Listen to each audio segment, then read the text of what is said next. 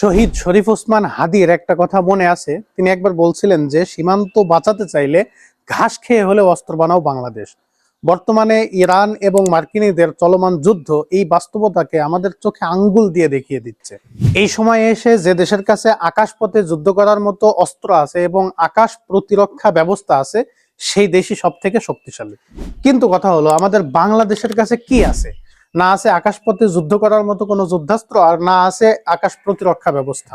বিগত দিনের কোনো সরকারই এই বিষয়ে মাথা ঘামায়নি এবং কোনো উদ্যোগও গ্রহণ করেনি, কারণ তারা বৈদেশিক আগ্রাসন থেকে কখনো মুক্তই হতে চায়নি।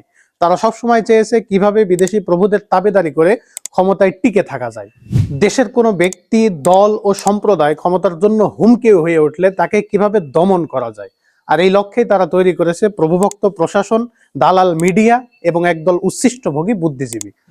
হাসিনা রেজিমের পতনের পর জনাব তারেক রহমান বলছিলেন, আই হ্যাভ এ প্ল্যান।